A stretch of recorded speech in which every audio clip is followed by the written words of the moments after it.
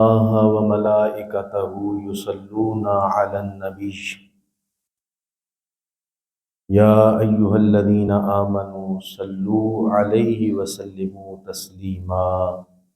محبت کے ساتھ درود پاک پڑھ لیں۔ الصلاۃ والسلام علیک یا سیدی یا رسول اللہ وعلی آلک واصحابک یا حبیب اللہ۔ اللہ تبارک و تعالی جل جلالہ و اعظم شانہ و اتم برہانہ کی حمد و ثنا اور اس کے پیارے حبیب مکرم، شفیع معظم، نور مجسم، مولائے کل، دانائے سبل، ختم الرسل، حسن کل، اخلاق کل، وارث جنا وجہ تخلیق زمین و زمان، دستگیر جہاں غم گسار زمان، سید سروراں حامی بے کساں، خاتم النبیین رحمت للعالمین، احمد مجتبی جناب حضرت محمد مصطفیٰ صلی اللہ علیہ وآلہ وسلم کی بارک اقدس میں ہدیہ درود و سلام کا نذرانہ عرض کرنے کے بعد میرے نہایت ہی واجب الاحترام بزرگوں، دوستوں، عزیز بھائیوں،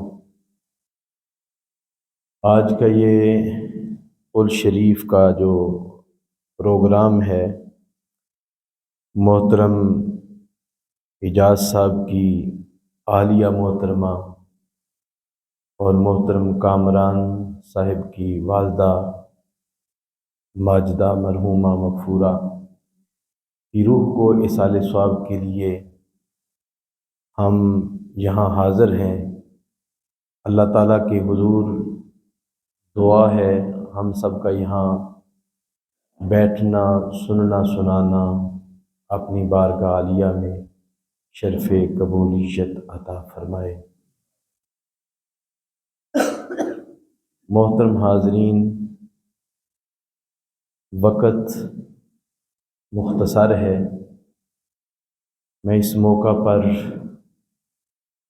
والدہ کی شان یعنی ماں کی عظمت اور فضیلت کے اعتبار سے چند گزارشات آپ کی بارگاہ میں عرض کروں گا۔ آگے تشریف۔ ماشاءاللہ اس مسجد کے خطیب حضرت علامہ مولانا محمد ابو بکر صاحب زیدہ شرفہ تشریف لائے ہیں۔ محترم حاضرین، ماں ایک بہت بڑی نعمت ہے کہ جس گھر میں ماں کا وجود ہوتا ہے اس گھر میں رحمتوں کا نزول ہوتا ہے، اور ان کی خدمت کرنے کی وجہ سے انسان کے گناہوں کی بخشش بھی ہوتی ہے۔ حضور امام الانبیاء صلی اللہ علیہ وآلہ وسلم کی بارگاہ میں ایک صحابی حاضر ہوئے، عرض کرتے ہیں یا رسول اللہ صلی اللہ علیہ وسلم مجھ سے گناہ ہو گیا ہے۔ تو حضور نے فرمایا چھوٹا گناہ ہوا ہے یا بڑا گناہ؟ عرض کی حضور بڑا گناہ ہوا ہے۔ تو حضور علیہ الصلوۃ والسلام نے فرمایا بتاؤ کیا تمہاری ماں زندہ ہے؟ انہوں نے عرض کی کہ حضور ماں تو فوت ہو چکی ہے۔ فرمایا ماں کی بہن خالہ زندہ ہے؟ عرض کی حضور خالہ زندہ ہے۔ فرمایا جاؤ جا کے خالہ کی خدمت کرو، اللہ تمہارا کبیرہ گناہ معاف فرما دے گا۔ یعنی یہ جو مقدس رشتے اللہ پاک نے ہمارے بنائے ہیں، ان کی خدمت کرنے سے خدا کبیرے گناہ بھی معاف فرما دیتا ہے۔ اور پھر ان کی زیارت کرنا حج مبرور کا ثواب لکھا گیا ہے۔ کریم آقا علیہ الصلوۃ والسلام نے فرمایا جو محبت کے ساتھ اپنے ماں باپ کا چہرہ دیکھتا ہے اللہ تبارک و تعالیٰ اس کو مقبول حج کا ثواب عطا فرما۔ ایمان سے بتائیں، جسے حضور مقبول کہیں وہ اللہ کی بارگاہ میں مقبول ہے یا نہیں؟ اس بات میں کوئی شک نہیں، جو ماں باپ کو محبت سے دیکھتا ہے اسے مقبول حج کا ثواب ملتا ہے۔ کتنا آسان حج ہے۔ تو صحابی کھڑے ہوتے ہیں، عرض کرتے ہیں یا رسول اللہ صلی اللہ علیہ وسلم، یہ تو بڑا آسان حج ہے، اگر کوئی دن میں 100 بار دیکھتا ہے تو کیا اسے 100 مقبول حجوں کا ثواب ملے گا؟ تو کریم آقا علیہ السلام نے فرمایا تم 100 کی بات کرتے ہو، اللہ اجر دینے میں اس سے بھی بڑا ہے، جتنی بار دیکھو گے اللہ اتنے ہی مقبول حجوں کا ثواب عطا فرمائے گا۔ ایک دوسرا حج ہے، وہ حج اتنا مشکل ہو گیا ہے، وہ حج کرنے کے لیے کم از کم اس دور کے اندر 15 لاکھ روپیہ چاہیے، گھر میں بھی خرچہ دینا ہے، پیسے جمع بھی کرانے ہیں، پھر بڑی پابندیاں بھی ہیں، وقت کا بھی نکالنا ہے، احرام کی پابندی ہے، پھر آپ جوتا بند نہیں پہن سکتے، خوشبو نہیں لگا سکتے، سفر کی مشقتیں بھی آپ نے اٹھانی ہیں، پیسے بھی آپ نے اتنے دینے ہیں، پھر آپ نے حرم میں داخل ہونا ہے، بیت اللہ کا طواف کرنا ہے، صفا مروہ کی سعی کرنی ہے، میدان عرفات میں جانا ہے، سارا دن وہاں گزارنا ہے، مزدلفہ میں ساری رات آپ نے گزارنی ہے، پھر منا کے اندر آپ نے 3 راتیں گزارنی ہیں، پھر آپ نے طواف زیارت کرنا ہے، پھر آپ نے طواف رخصت کرنا ہے، یہ ساری مشقتوں سے آپ نے گزرنا ہے۔ تو جو حج کر کے مکمل یہ عمل کر لیتے ہیں تو ہر حاجی کی زبان پہ ایک ہی جملہ ہوتا ہے، اے اللہ میرا حج قبول فرما، اے اللہ میرا حج قبول فرما۔ وہ بے نیاز ہے، اللہ الصمد، یہ اس کی شان ہے، چاہے تو قبول کر لے چاہے تو نہ قبول کرے، اسے کوئی روکنے والا نہیں، اسے کوئی ٹوکنے والا نہیں۔ اللہ تبارک و تعالیٰ نے اس حج کو راز میں رکھا ہے، اس کی قبولیت کا معاملہ راز میں رکھا ہے، تاکہ لوگ ڈرتے رہیں، روتے رہیں، عاجزی انکساری کرتے رہیں، میری بارگاہ سے معافی طلب کرتے رہیں۔ لیکن ادھر اللہ رب العزت کی منشا یہ ہے کہ اولاد اپنے ماں باپ سے محبت کرتی رہے، اس لیے اس معاملے کو اجاگر کر کے بیان کر دیا۔ دوسرے حج کو اللہ پاک نے راز میں رکھا تاکہ لوگ روتے رہیں، عاجزی کرتے رہیں۔ میرے محبوب علیہ السلام فرماتے ہیں، اے میرے غلاموں، اس حج کا معاملہ تو راز میں ہے، لیکن ماں باپ کی زیارت کرنے پر میں گارنٹی سے کہتا ہوں، جو بھی بیٹا بیٹی اپنے ماں باپ کو محبت سے دیکھے گا اللہ اسے مقبول حج کا ثواب عطا فرمائے گا، مقبول حج کا ثواب۔ ان کا چہرہ کتنی بڑی عبادت بنا دیا گیا ہے کہ خانہ کعبہ کو دیکھنا عبادت ہے، قرآن پاک کی زیارت کرنا عبادت ہے، مولا علی شیر خدا کا چہرہ دیکھنا عبادت ہے، اور علماء کا چہرہ دیکھنا بھی ثواب لکھا گیا ہے۔ لیکن اللہ رب العزت کے محبوب علیہ السلام نے فرمایا کہ اولاد کا ماں باپ کے چہرے کو محبت سے دیکھنا بھی عبادت ہے، حج مقبول کا ثواب اس کے مقدر میں لکھا جاتا ہے۔ اللہ اکبر، اتنی شان ہے، اتنی عظمت ہے۔ جس گھر میں والدین ہوتے ہیں ان کا صبح بھی حج ہوتا ہے، شام کو بھی حج ہوتا ہے، نہ جانے دن میں کتنی بار حج ہوتا ہے۔ تو محترم حاضرین، اسی لیے ہمارے اکابرین نے ماں باپ کی بڑی خدمت کی ہے، جتنے بھی اولیاء کرام گزرے ہیں انہوں نے ماں باپ کی بڑی خدمت کی ہے، اور وہ کتابوں میں لکھ کے گئے ہیں کہ ہمیں ماں باپ کی خدمت کرنے کی وجہ سے اللہ نے یہ بلند مرتبہ عطا فرمایا ہے۔ ان میں سے حضرت بایزید بستامی رحمۃ اللہ تعالی علیہ، آپ نے خود لکھا کتابوں کے اندر، میں چلے کاٹتا رہا، میں عبادت کرتا رہا، میں ریاضت کرتا رہا، مجھے وہ رتبہ اور وہ مقام نہیں ملا جو ایک رات ماں کی خدمت کرنے سے ملا ہے۔ آپ فرماتے میں گھر میں آیا، سردیوں کی لمبی رات ہے، ماں نے مجھ سے پانی مانگا، اے بیٹا بایزید میں نے پانی پینا ہے۔ گھر میں پانی نہیں تھا، میں ندی پر گیا پانی بھرنے کے لیے۔ جب میں پانی بھر کے لایا، دیر سے آیا، ماں سو چکی تھی۔ خیال آیا آج بڑا سنہری موقع ہے، ماں نے پانی مانگا ہے، اگر میں سو گیا ہو سکتا ہے ماں اٹھے، میں اس خدمت سے محروم نہ ہو جاؤں۔ ساری رات کھڑے رہے۔ اللہ کو یہ ادا کتنی محبوب لگی ہے، ماں کی خاطر ساری رات کھڑے رہے۔ جب سحری کے وقت ماں کی آنکھ کھلی، دیکھا بایزید پاس کھڑا ہے، تو فرمانے لگے بایزید تم ابھی یہاں کھڑے ہو؟ عرض کی ماں جی آپ نے پانی مانگا تھا۔ تو فرمایا پانی تو مانگا تھا لیکن میں سو گئی تھی، آپ نے بھی سو جانا تھا۔ عرض کی امی جان اس ارادے سے، اس خیال سے نہیں سویا، شاید آپ کی آنکھ کھلے، آپ پانی مانگے اور میں پانی دینے سے محروم نہ ہو جاؤں۔ ماں بھی بایزید بسطامی کی تھی نا، ہاتھ اٹھا دیے، عرض کیا مولا بایزید بسطامی نے میری خدمت کے لیے ساری رات میرے پاس کھڑا رہا ہے، میرے بیٹے بایزید کو بلند مرتبہ عطا فرما، بلند مرتبہ عطا فرما۔ پھر بایزید بسطامی نے خود لکھا ہے کہ مجھے عبادت و ریاضت اور چلوں سے وہ اللہ کا قرب نہیں ملا جو ماں کی خدمت کی وجہ سے ملا ہے۔ پچھو بایزید دے کولوں ماں کنج جولی بھر دیندی، ایک گڑی دی خدمت جدی غوث کتب کر دیندی۔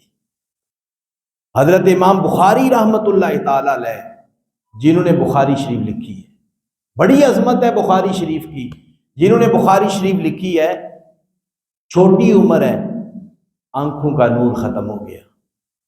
بھائی حضرت امام بخاری کی والدہ اللہ کے حضور دعائیں مانگتی ہے کہ میرے بیٹے بخاری کو آنکھوں کا نور عطا فرما۔ یہ بخاری شریف کے مقدمے کے اندر یہ بات موجود ہے۔ ماں روزانہ اٹھتی ہے تو تہجد کے وقت دعا مانگتی ہے، اے اللہ میرے بیٹے کو آنکھوں کا نور عطا فرما، میرے بیٹے کو آنکھوں کا نور عطا فرما۔ آپ فرماتے ہیں ایک رات میں سوئی ہوئی تھی، خواب کے عالم میں جد الانبیاء حضرت ابراہیم خلیل اللہ کی مجھے زیارت ہوئی۔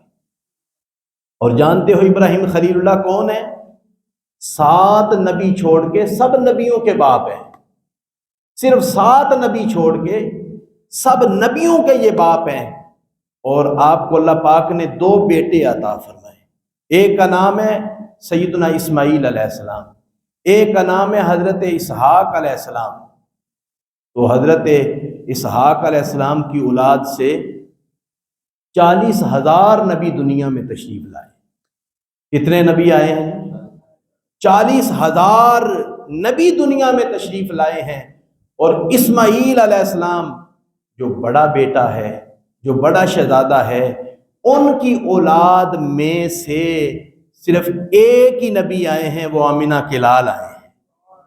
اس وجہ سے شان اسماعیل علیہ السلام کی زیادہ ہے، اگرچہ ان کی اولاد سے ایک نبی آئے ہیں۔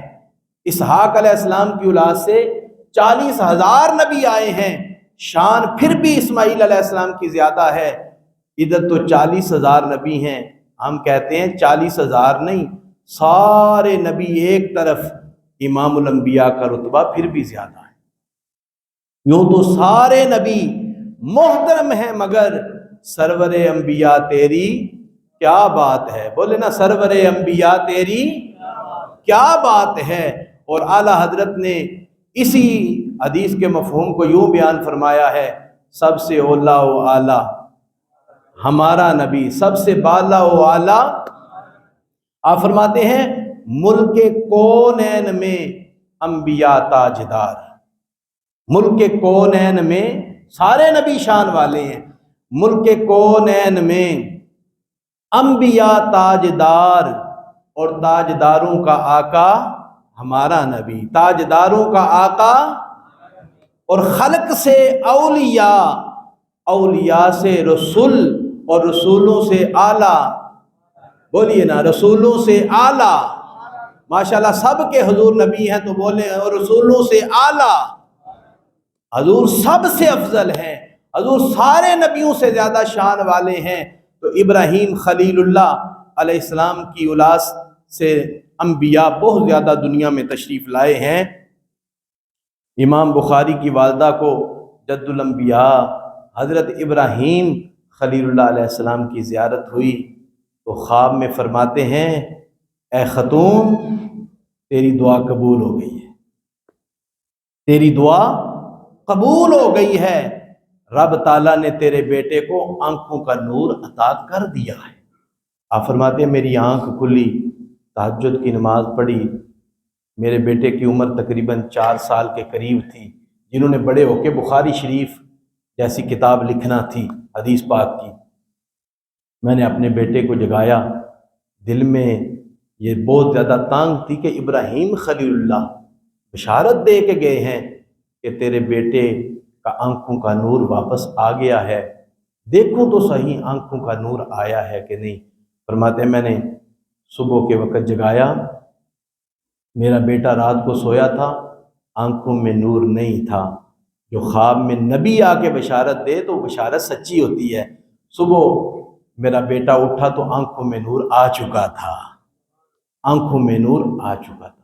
مائیں جب دعائیں مانگتی ہیں نا اللہ کی بارگاہ میں تو ماؤں کی دعا رد، ماؤں کی دعا بہت بڑا مقام دیتی ہے۔ کون نہیں جانتا حضرت موسیٰ علیہ السلام ایک دن اللہ کی حضور عرض کرتے ہیں، اے رب کائنات، جنت میں ہر نبی کا کوئی ساتھی ہوتا ہے، جنت میں میرا ساتھی کون ہے؟ اللہ پاک نے فرمایا ایک بکریوں کا چرواہا ہے، وہ تمہارا جنت میں ساتھی ہے۔ موسیٰ علیہ السلام نے عرض کیا، مولا اگر میں اس سے ملاقات کرنا چاہوں تو کیا ہو سکتی ہے؟ اللہ پاک نے فرمایا ہاں، فلاں دن جانا، فلاں جنگل میں بکریاں چرا رہا ہوگا۔ موسیٰ علیہ السلام کے قلب مبارک میں خیال آیا کہ نہ وہ عالم ہے، نہ غوث، نہ قطب، نہ ابدال، کچھ بھی نہیں، وہ ایک بکریاں چرانے والا چرواہا ہے، وہ جنت میں میرا ساتھی بنایا گیا ہے۔ ہو سکتا ہے وہ کوئی عمل کرتا ہو سکتا ہے رات کو جاگتا ہو سکتا ہے ساری رات نوافل کی کثرت کرتا ہو سکتا ہے دن کے وقت روزے رکھتا ہو، اس وجہ سے اسے میری سنگت جنت میں نصیب ہو رہی ہے۔ فرماتے ہیں میں نے خیال کیا چلو اس کا عمل تو جا کے دیکھوں۔ فرماتے ہیں میں ایک دن گیا، وہ بکریاں چرا رہا تھا، اس کے ہاتھ میں چھڑی تھی، کبھی دائیں طرف کبھی بائیں طرف بکریوں کے ساتھ چل رہا ہے۔ میں نے اسے کہا کہ بھائی میں آج تمہارا مہمان بننا چاہتا ہوں۔ اسے یہ نہیں خبر کہ یہ موسیٰ کلیم اللہ علیہ السلام ہے۔ بلا دور تھا، کوئی مسافر ایسے دیکھتا تو بڑی محبت سے اسے گھر میں لے آتا تھا۔ تو موسیٰ علیہ السلام نے خیال کیا اس کے پاس تو کوئی ظاہری طور پہ عمل تو مجھے نظر نہیں آیا، کوئی وظائف نظر نہیں آئے، تو چلو ہو سکتا ہے گھر میں جا کے کوئی عمل کرتا ہو۔ فرماتے ہیں میں گھر میں گیا تو میں نے کیا دیکھا، ایک چارپائی ہے، اس پر ہڈیوں کا ایک ڈھانچہ ہے، اس نوجوان کی ماں آرام کر رہی ہے۔ اس نے ماں کے چہرے سے کپڑا ہٹایا، پہلے ماں کا منہ دھویا، پھر کھانا تیار کیا، شوربے کے اندر چھوٹے چھوٹے لقمے ڈالے، ان لقموں کو نرم کیا، پھر ماں کے منہ میں چھوٹے چھوٹے لقمے ڈال رہا ہے تو ماں کے لب ہل رہے ہیں۔ موسیٰ کلیم اللہ علیہ السلام فرماتے ہیں میں قریب گیا نا تو میں نے کان لگا کے سنا تو وہ خاتون، اس کی ماں کیا دعا مانگ رہی تھی۔ اس کے دعائیہ کلمات یہ تھے، اے اللہ میرے بیٹے پہ رحم فرما، میرے بیٹے کو موسیٰ کلیم اللہ کا جنت کا ساتھی بنا۔ ماں یہ دعا مانگ رہی تھی۔ موسیٰ علیہ السلام فرماتے ہیں میں سمجھ گیا، نہ ہو کی ضربیں ہیں اور نہ نوافل ہیں، نہ شب بیداری ہے، نہ دن کے وقت روزہ ہے، اسے جتنا بھی مقام ملا ہے ایک ماں کی خدمت کی وجہ سے ملا ہے، ماں کی خدمت کی وجہ سے ملا ہے۔ اس لیے میں کہتا ہوتا ہوں، جو کہتے ہیں دعا قبول نہیں ہوتی، وہ ماں سے دعا کرائے، وہ اپنے باپ سے دعا کرائے۔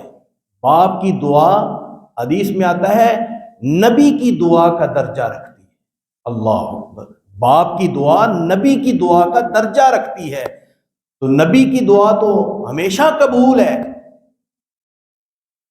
اسی لیے فرمایا گیا کہ اگر تم مشکل میں پھنس گیا ہے تو اپنے باپ کو صرف یہی سمجھتا ہے کہ ابا جی ہیں، بس دکان پہ جائیں، گھر میں آ جائیں، وہ تیرے لیے سب کچھ ہیں۔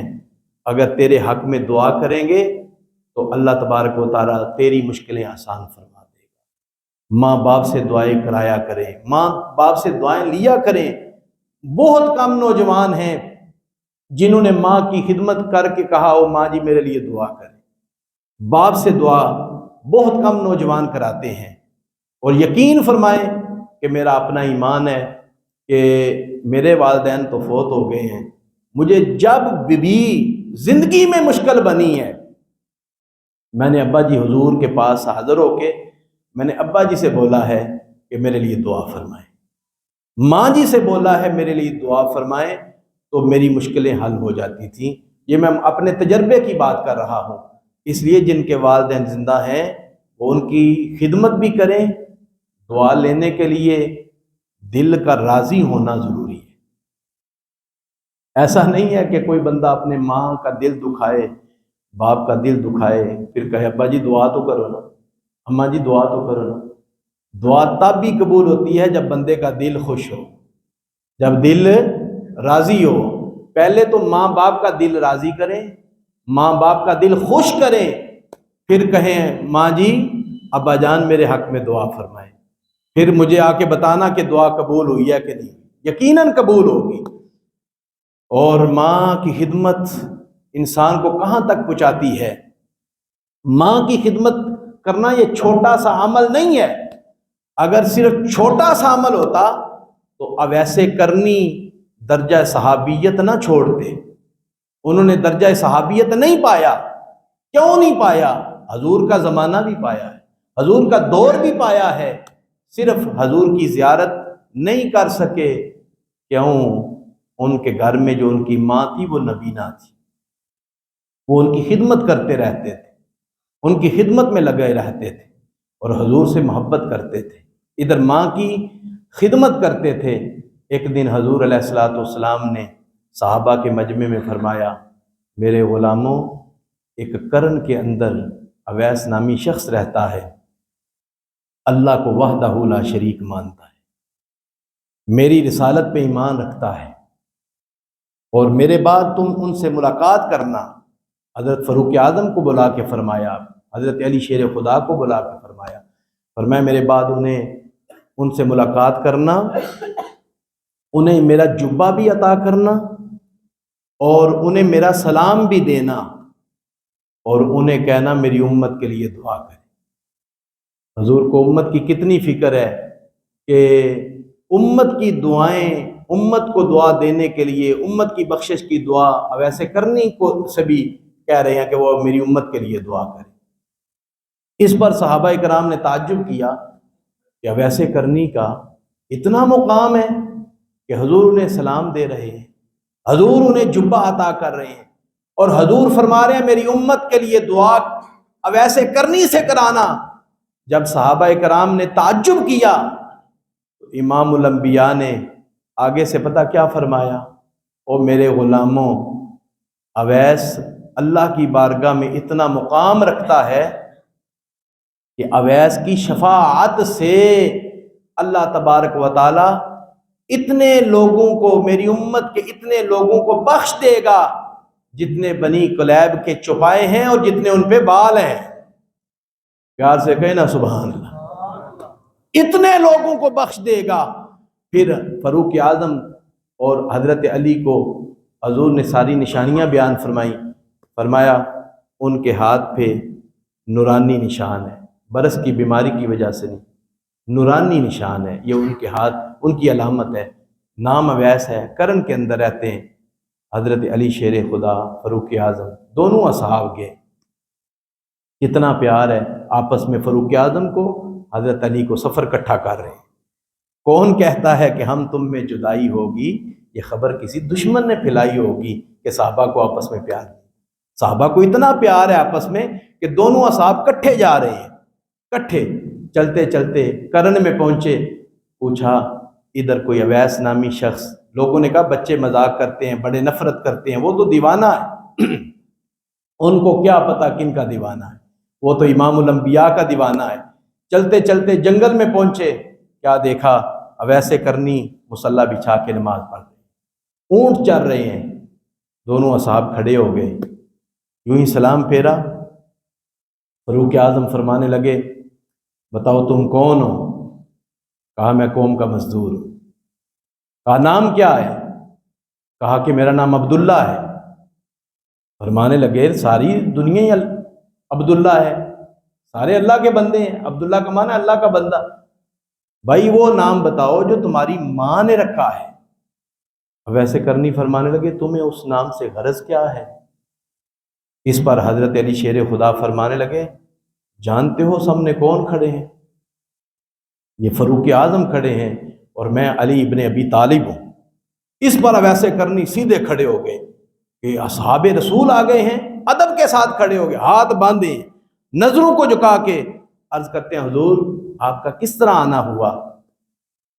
فاروق اعظم فرمانے لگے ہم خود نہیں آئے، ہمیں اللہ کے رسول نے بھیجا۔ اتنی شان ہے یار ان لوگوں کی، ہمیں اللہ کے محبوب نے بھیجا ہے، اور اللہ کے محبوب نے پہلے تو آپ کو سلام بھیجا ہے، دوسرا یہ جبہ بھیجا ہے، اور تیسرے نمبر پہ کہا ہے میری امت کے حق میں بخشش کی دعا کریں۔ اب ایسے کرنی عرض کرتے ہیں حضور دعا تو آپ ہی زیادہ حقدار ہیں، آپ عظمت والے ہیں، میں تو آپ کا نوکر ہوں، خادم۔ کہا نہیں، اللہ کے محبوب کا حکم ہے۔ عرض کی اگر اللہ کے محبوب کا حکم ہے تو اب یہاں ٹھہرے، میں ابھی دعا کرتا ہوں۔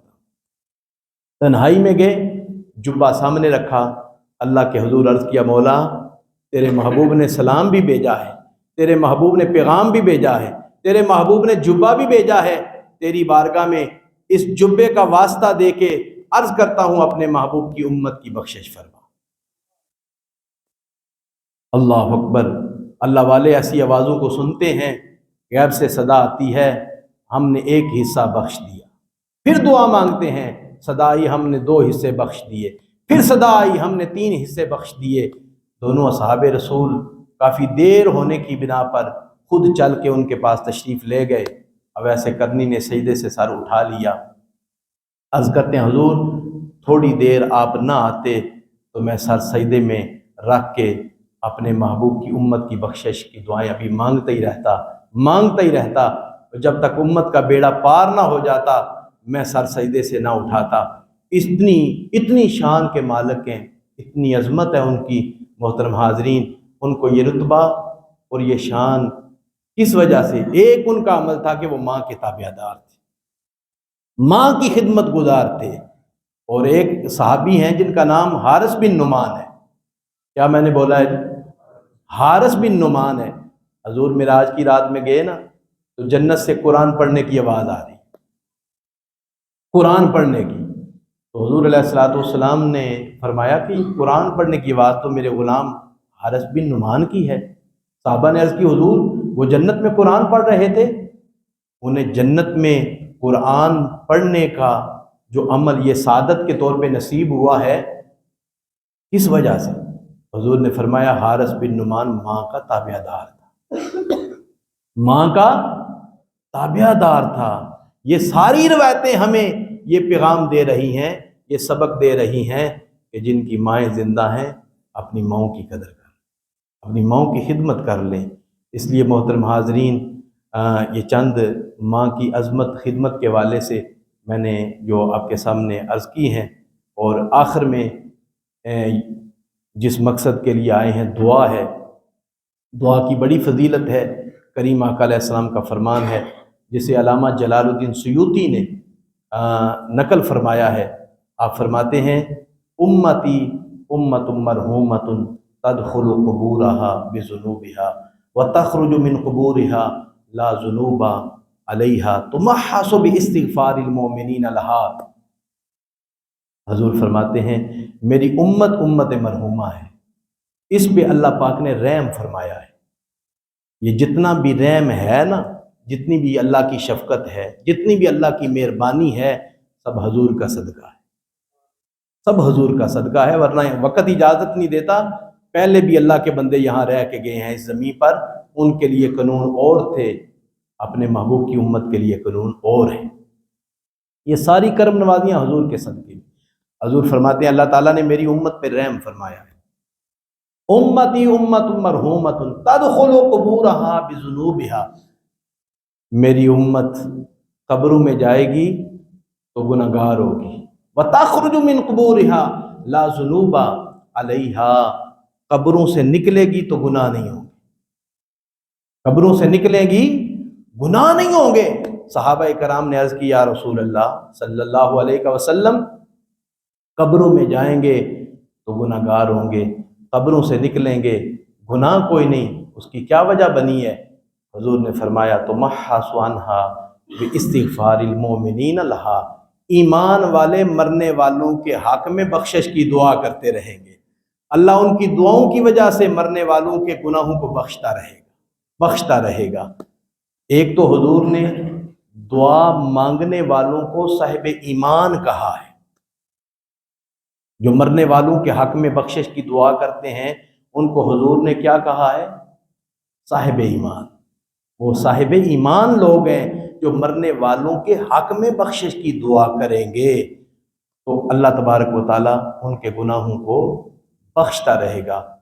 اور جن کے ماں باپ فوت ہو گئے ہیں، حضور کا یہ پیغام ہے کہ من زار قبر ابویہ او احداہما فی کل جمعۃ غفر لہ وکتب برا، فرمایا وہ اپنے ماں باپ کی قبر کی زیارت کریں جمعے کے روز، ہو سکے تو روزانہ کریں لیکن جمعے کا تو لفظ آیا ہے، فرمایا ماں باپ یا ان دونوں میں سے ایک فوت ہو جائے وہ اپنے ماں باپ کی قبر کی زیارت۔ حضور چاہتے ہیں کہ مرنے کے بعد بھی رشتہ قائم رہے، مرنے کے بعد بھی قبر کی زیارت ہوتی رہے۔ فرمایا جو ماں باپ کی قبر کی زیارت کرے گا وہ پھر اللہ اس کے پچھلے سارے گناہ بخش دے گا۔ یہ صغیرہ گناہ مراد ہے، کبیرہ گناہ بغیر توبہ کے معاف نہیں ہوتے۔